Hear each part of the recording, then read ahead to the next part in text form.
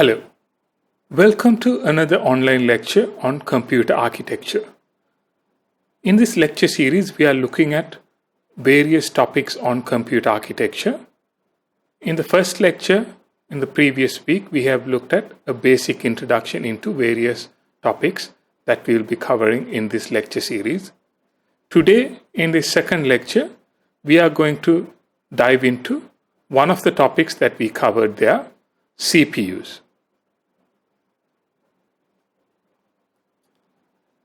So, in the previous week, we have looked at and identified that CPUs are the key components in a computing system, and they are the key computational elements or the components of a general computing system that we are going to study in this course. So, this week, what we are going to look at is how a CPU does what it does, how it enables the computation of various things in a computing system, and various relevant components that enable a CPU to function.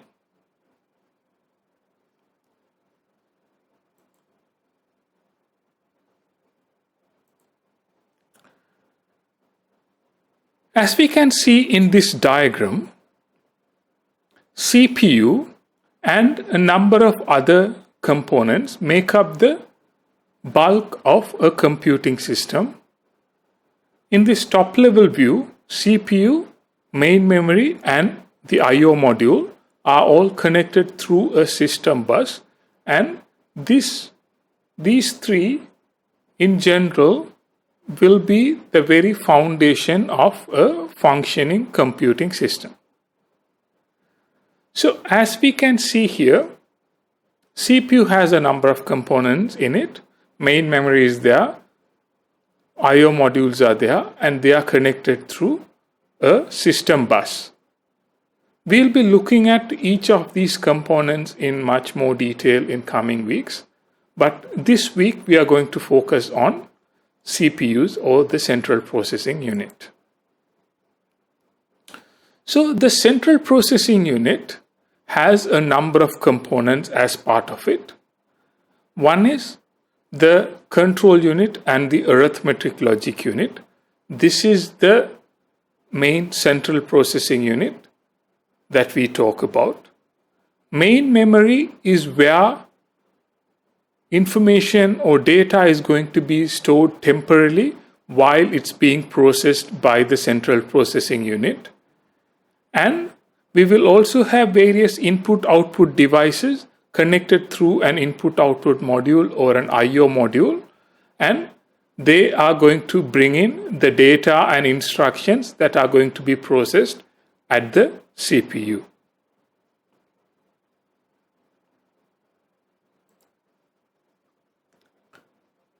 And if we look at central processing unit in a bit more detail, it is the one that is going to carry out the program instructions of a computer.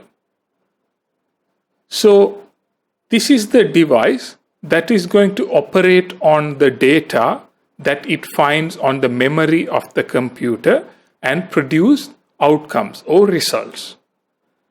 This is going to be built up using various binary circuits, various logic circuits and logic gates and so on, to build various arithmetic and logic operations, and all of these things can be packaged into a single IC, which can be called as a microprocessor. So that is what we will be identifying as a central processing unit, or the CPU.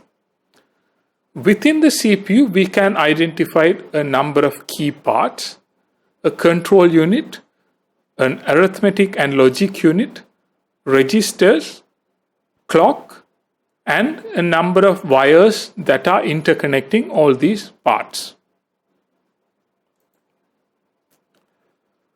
So, if we look at a control unit is the part of the CPU which is going to be coordinating the functions or the operations of that CPU.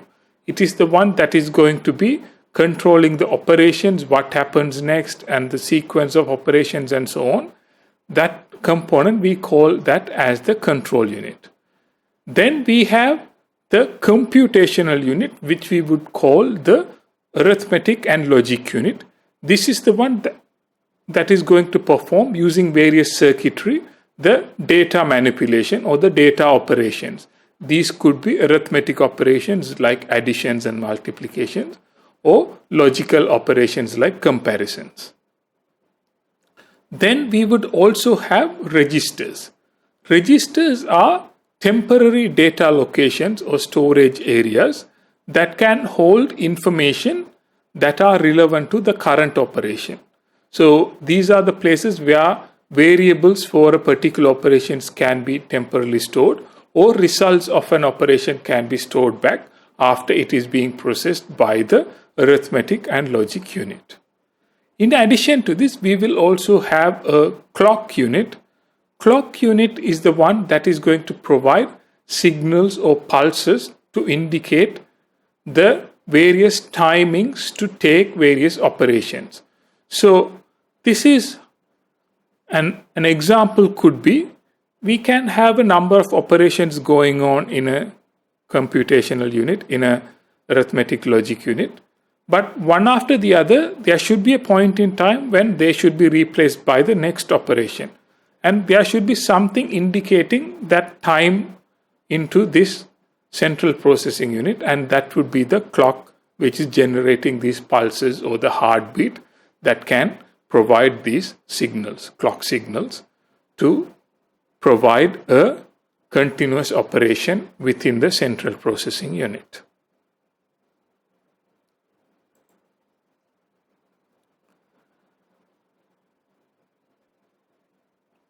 Before we further go into the hardware aspects of the CPU, we can also look into the CPU from a programming point of view, because at the end of the day, what a CPU is going to do is it is going to execute instructions that are coming from programs in a computing system. So it is the basic hardware unit that is going to execute programs that are running in a computer. So we can look at why we initially have programs in computing system. Why can't we build hardware-based systems to run our instructions? So one of the main reasons why we have programs is because hardwired systems can be very inflexible. What we mean by that is, say for example, we can build a hardware-based system to do addition or multiplication or a number of these things. So for example, if you recall the binary adder that you would have studied in a previous module, that would be a hardware component, or that could be built as a hardware component. But if we want to increase the number of bits that is going to add, or if we want to change that to a multiplying hardware unit, then it would be very inflexible to change.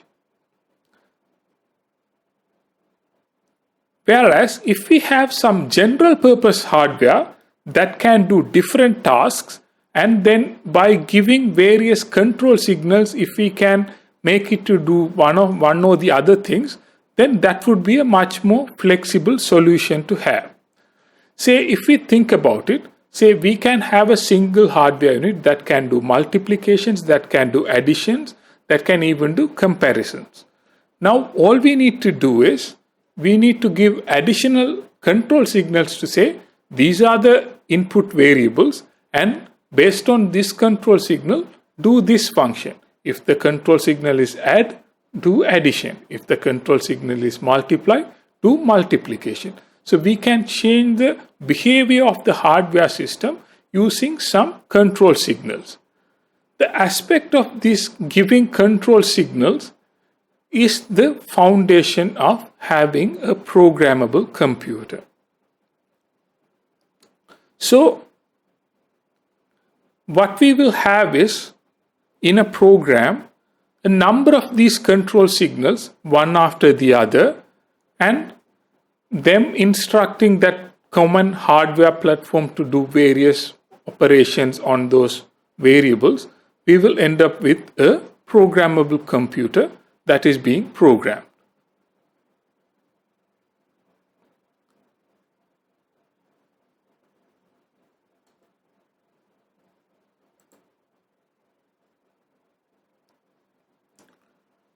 So, in that sense, what is a program?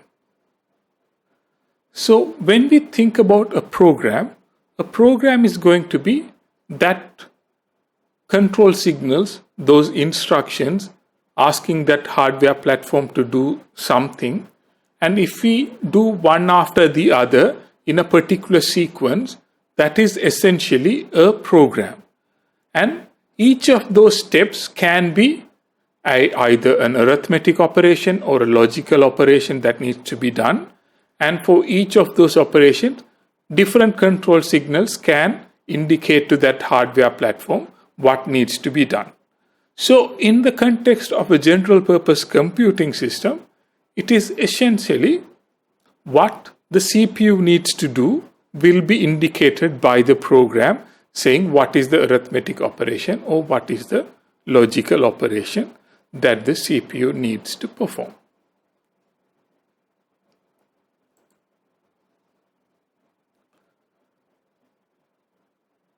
So, if you think about programming for a computer, programming for a CPU particularly, we need to know how we can program.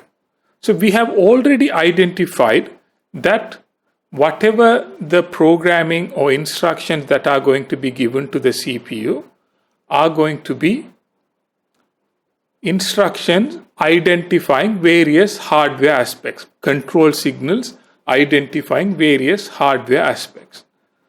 If you think about programming as a programmer, if you recall from what you might have learned from a fundamentals programming module like a C or C++ programming, which we would call a high-level language in this context, there you may be writing a program in a certain manner to do certain tasks. But if we think about the CPU or if we think about the underlying hardware of that computer, there it needs to be given these control signals to do various tasks within the given hardware platform. So that may be very different in terms of what the hardware can understand from what the general programming instructions that you may be familiar with. So in this context, what we would need is something to translate from our high-level programming languages into our machine understandable language. So that is what we call a compilation or a translator from a source code to an object code. So that is one of the things that we will have to do from a general programming that we may do in a programming language, in a high-level programming language, to make it run on a particular hardware platform or a particular CPU.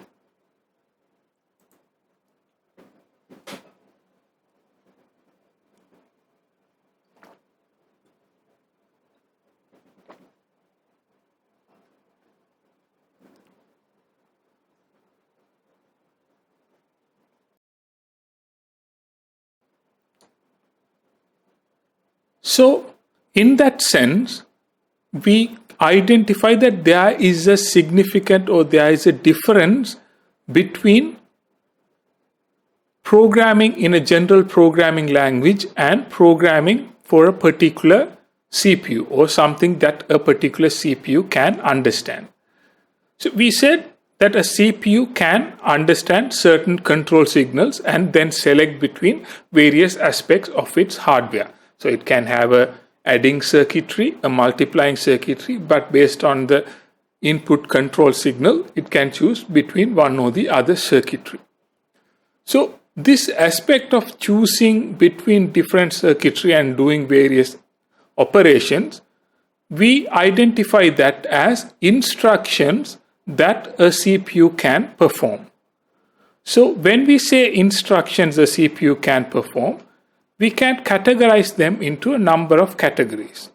One, data movement instructions. So these are instructions that are relevant to loading data from memory or storing data back into memory.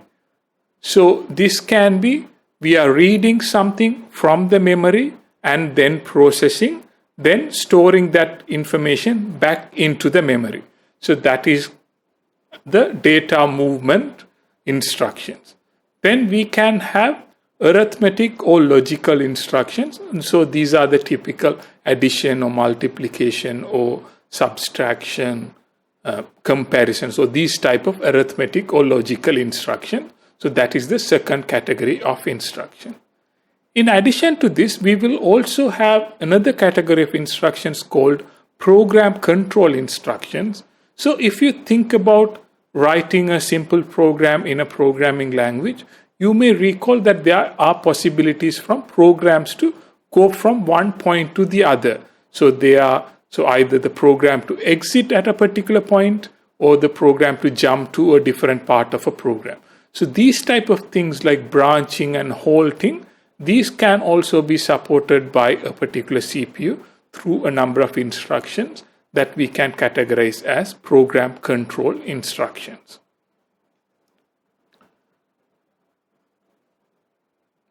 These instructions that are going to be supported by the CPU, that are going to be executed by the CPU, are very fundamental commands that are of the CPU and that defines the logical structure of the CPU.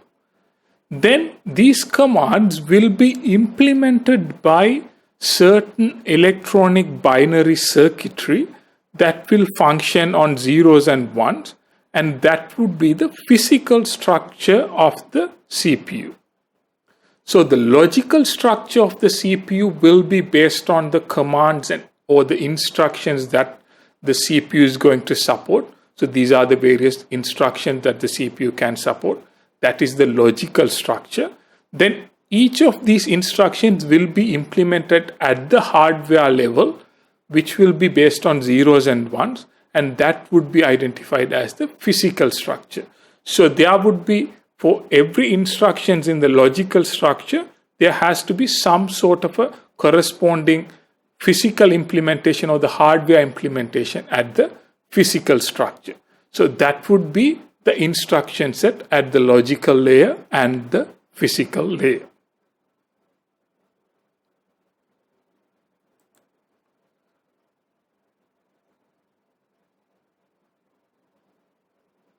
So if we think about some examples of instructions that can be supported by a CPU, some of the examples are storing, adding, subtracting, multiplying, dividing, incrementing numbers, comparing numbers, jumping to a particular point in a program. So these are all various circuitries that the CPU has to implement, and they can be used in programs as instructions. So it will start as circuitry at the hardware level, and they can be used in programs as instructions. So that is the two physical and logical layer when we think about instruction sets.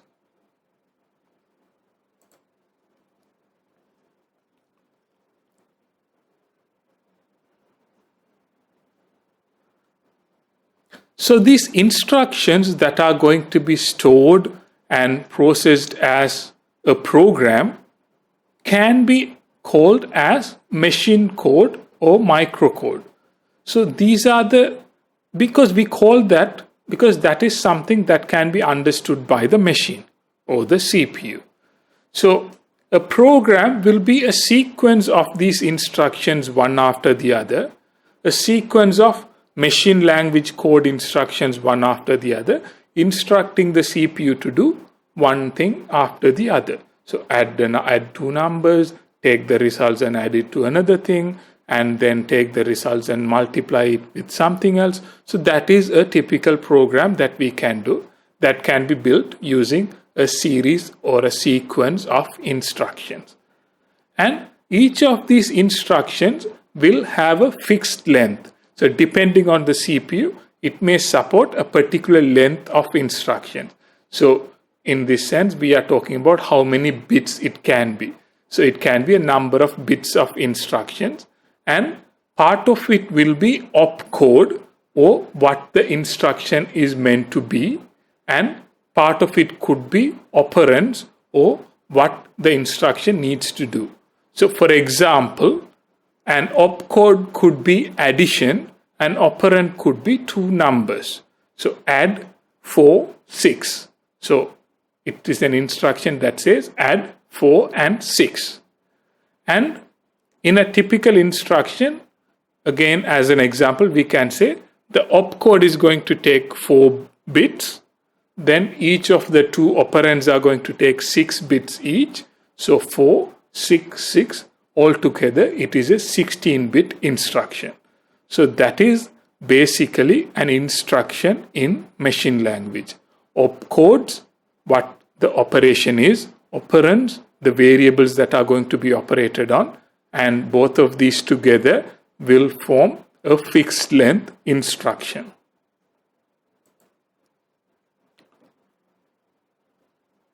But one thing that we need to remember is machine language at the fundamental level can only be bit patterns. Even though we say add as an instruction, we cannot give add as an instruction to the CPU, because any control signal given to the CPU will have to be in the form of binary, so zeros and ones. So machine language will have to be some form of bit patterns. So that is all it can be in terms of what a machine language code can be, a series of bit patterns. So again, if we think about the same example of opcode and operands, we can have some bit patterns giving the opcode, and then the operands can be addresses to various memory locations and where the information can be get. Say for example, if it is an add instruction, so the add instruction can be given by the opcode 0101, and the operands can be 2 register or memory locations given by 2 different bit patterns. So these together will form what is called a machine language instruction.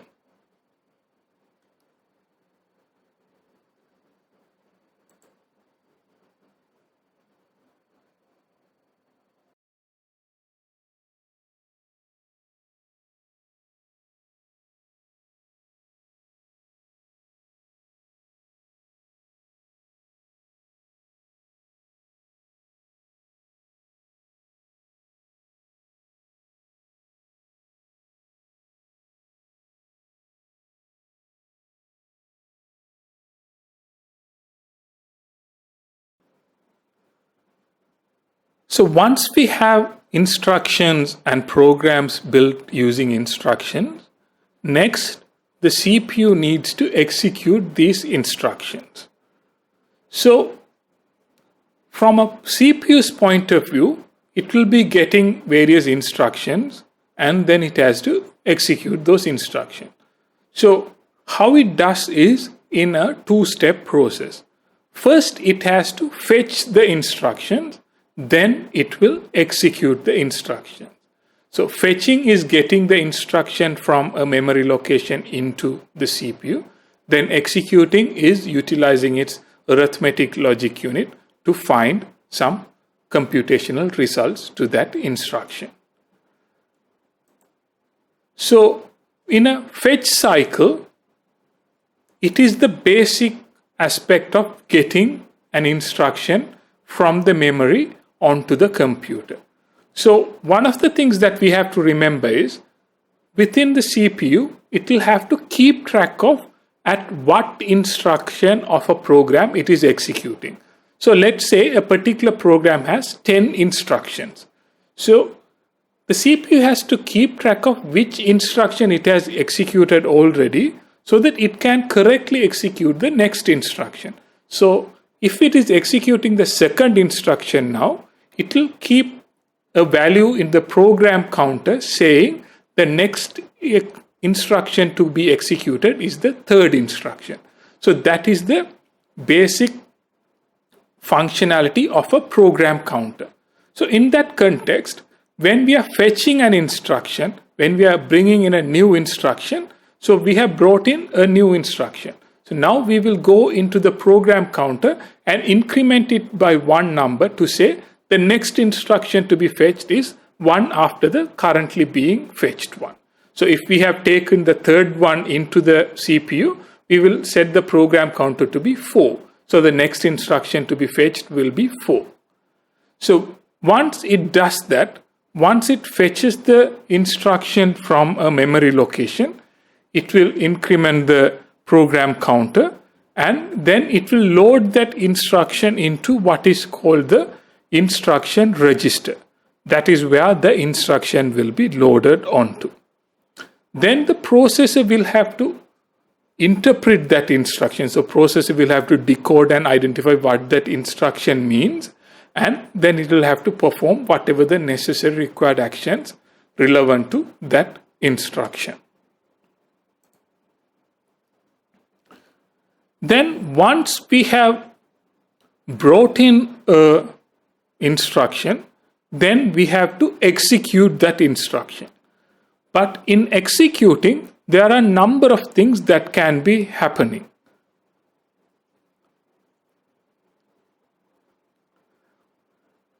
We may need to bring in some data relevant to that execution from the memory. So there may be necessary to do data transfer between CPU and main memory.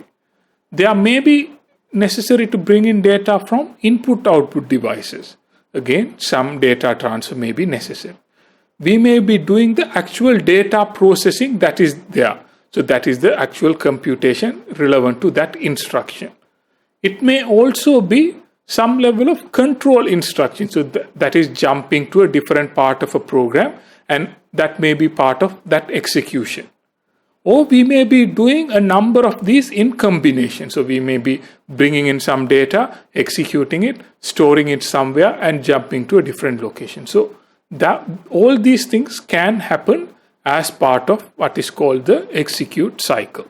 So we will have the fetch cycle, that is bringing in data, bringing in instructions into the CPU, and then we will have the execute cycle that will be doing a number of activities to process that data. So this example diagram shows a program execution. So if we look at it in step 1, we are bringing in an instruction from main memory based on what is identified in the program counter. And then we have already incremented the program counter to identify what is the next instruction to be.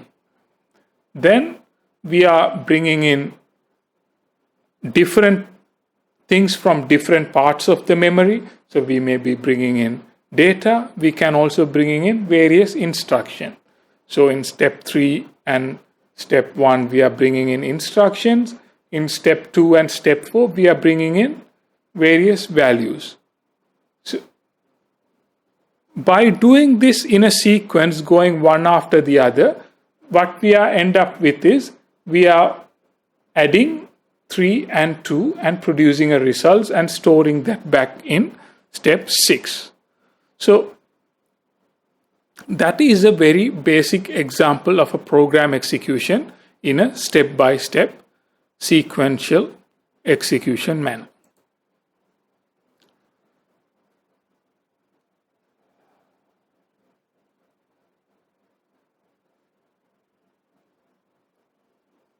So if we think about instruction cycle, we can identify a number of sequential steps that may be happening in an instruction cycle. So we may start with a instruction fetch. So instruction fetch is where we are taking instruction into the CPU. Once an instruction is fetched into the CPU, we may have to decode that instruction, and then the CPU identifies what the instruction means. Then it's decoded that instruction, it may identify, it may need to bring in certain operands. Say for example, if it is an add instruction, the instruction may say add, and then it may also say what are the values to be added. So in that point in time, it may have to go to operand fetch and fetch the relevant operands into the registers within the CPU so that the add function can be operated. So it may do various operand fetching depending on the instruction.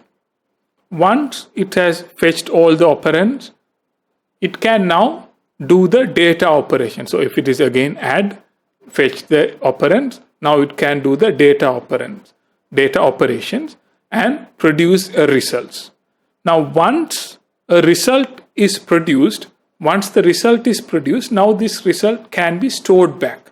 That is an operand that can be stored back into main memory or register. So then it will do that. Then once the operands are stored, it can go back into the beginning of the instruction cycle and start fetching the next instruction. But in certain cases, we may loop through operand fetches if we are doing multiple operand fetches and we are partly operating, say for example, in string or vector data. We will look into that case in much later stages of the course. But the main thing to understand is we are going in a cycle from fetching instructions, decoding instruction, fetching operands, data operations, storing operands, and then coming back to instruction address calculation and instruction fetching.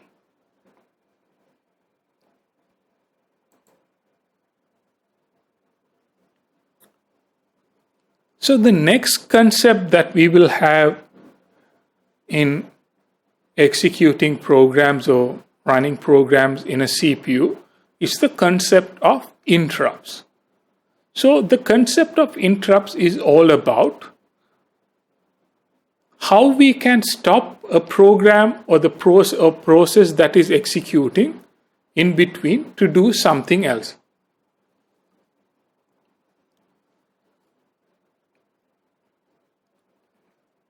So we may have a sequence of instructions that are going one after the other, 1, 2, 3, 4, 5. And we may need to stop it at a particular point in time to do something else. There may be a number of cases why we may need this. Say one of the examples is the program has encountered a problem, so it needs to be stopped. So for example, a division by 0 may be an invalid operation to do, so it has to stop the program there before it continues. Or if we are going in a multiprocessor environment where we are executing multiple programs, we may want to stop a process at a particular point in time, go to the next process, and then come back to this process. So there again we have to stop the process. We may be waiting for some input output. Say for example, if this current process needs to read some information from a file, for example, read a file from a hard drive, this process has to stop, and before it can continue executing, the input output activity has to function. So then again, once it's read, it has to come and say, now that file is read, now it can continue the operation. Another example could be, there could be some hardware failures, and that again leads for the program to be stopped. So this action of processors, sequence of processing stopping is what we call as interrupts. So it's basically a way of stopping the sequence of processing. So once we have this concept of interrupts, we will have to identify what is the best way to stop a process from running, then running the interrupt, and then coming back to the process. So how we will do this is, the processor will continuously check on an interrupt signal to see if there is an interrupt waiting to be actioned. If there is no interrupt, it will go into executing the next instruction. So it is as part of the instruction cycle. If it will look if there is an interrupt waiting, if there is no interrupt waiting, then it will go to the next instruction.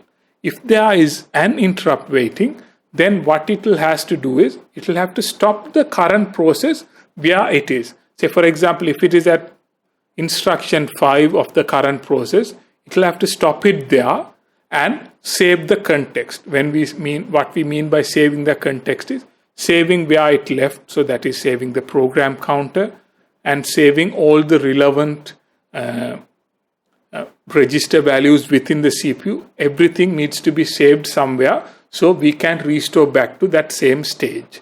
So everything will be saved as part of saving the context, and then it will indicate the interrupt handler routine through the program counter to be executed next. So whatever the relevant execution for that interrupt will be executed. So it will process that interrupt. Then once that finish, it will restore that context back, the context that we saved earlier. It will be restored back, and the program will continue to execute from where it left. So if it was left at instruction 5, it will start again and execute from instruction 6. So that is basically how we will bring in the interrupt cycle into our standard instruction execution cycle. So in this diagram, we have essentially added that into the diagram. In addition to the fetching and execution, we will also check for interrupts, and if there are interrupts, we will process the interrupt before going to the next of the fetch instruction. So that is the basic part of adding the interrupt cycle into the instruction cycle. So in this point, one of the other things that we can think of is the relationship between input-output waiting and interrupts and utilization of computation. So one of the examples that we can take is there can be a program that is currently executing, and now it has to read a file before it can continue executing. So while it is reading that file, we may have to wait for the processor until that input-output operation completes. So that is a processing time, or the processor time, that is wasted of not doing anything. So in that case, what we normally do is we will swap it to a different process, let that process run, and then come back to the earlier process once the input-output operation is completed.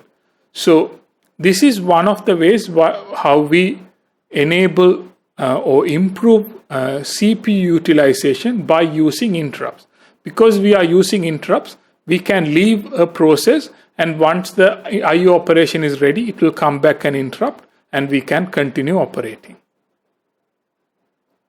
But on the other hand, if we have a long input-output wait, this may not solve the problem entirely, because the second process that is loaded to run there may have also finished, and we may still be waiting with certain IO operation. So the processor time still may be wasted.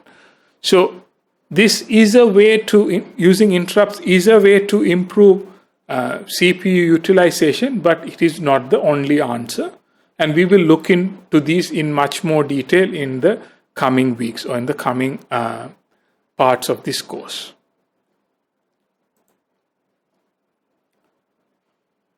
So here again, this diagram again illustrates how we have incorporated interrupts into our instruction cycle.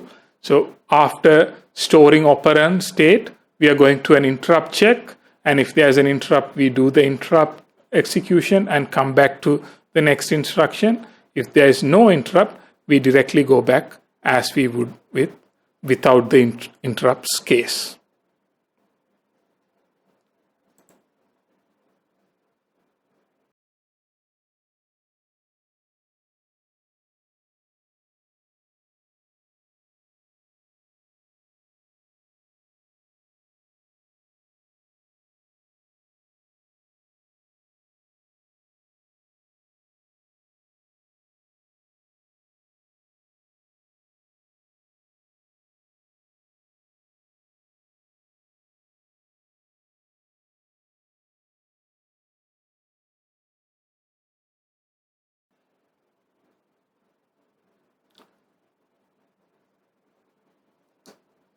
So one of the next things that we will look at, we will be briefly looking at in this lecture, and we will be covering these in much more detail, is the connectivity aspect of computation, or rather connectivity aspect of CPUs with various other components of the computer that is relevant to computation.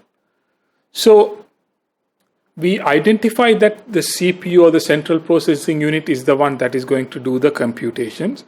And we also identify data may be coming in from input-output devices, or we may be storing data back into main memory. So all of these things need to be connected in some manner, and all of these things may have different level of requirements in terms of connectivity.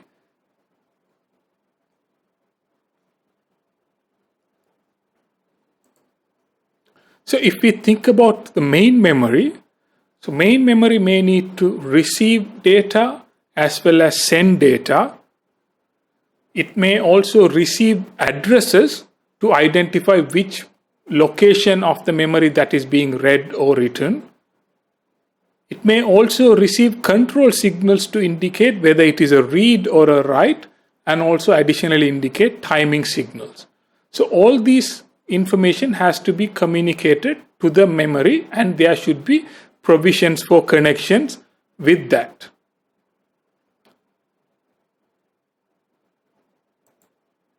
Then if we think about input-output devices, again, they may need connections similar to the memory. Again, they may be, if they are output devices, they may receive data from computer. If they are input devices, they may send data back to computer. They may also send and receive data from other peripheral devices. They may receive control signals from the computer or other peripherals. And they may also receive addresses and interrupt signals as well. So a number of various connectivity requirements may be there for input-output devices as well. Then if we think about the CPU, again, CPU may need to read instructions and data. It may need to write data back. It may need to send control signals to other units, and it may receive interrupt signals relevant to interrupt processing. So what we have is all these key components having the need to communicate in some manner. So as we can see in this summary, what we have is various different data connectivity requirements for memory, I/O module, and CPU, and all of these things may need to be interconnected for a computation to happen, for an instruction cycle to be running in a CPU. All of these things have to be connected in various manner. We will be looking at this connectivity aspect at a later part of this course, but today what I want you all to understand is there is a requirement for this connectivity, for these operations to be happening, this execution of instructions to be happening. And one of the ways that we will have these connectivities enabled is using what is called buses. And buses are basically ways of interconnecting various systems through common connectivity pathways. So these will be shared by two or more devices, and all of them can use the same connectivity path. And they are often identified by what is the operation or what is the function that they are doing, and what is the bit length or what is the bit width that they can support.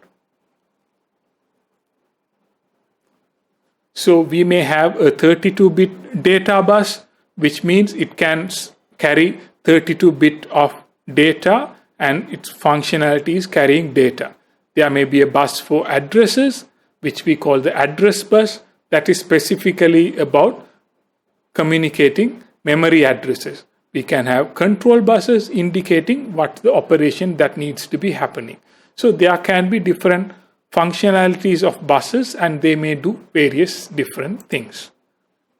And essentially the basic thing to understand at this point is data buses carry data and they can be identified the bus width. And this is one of the things that we sometimes talk about in the context of CPUs as well.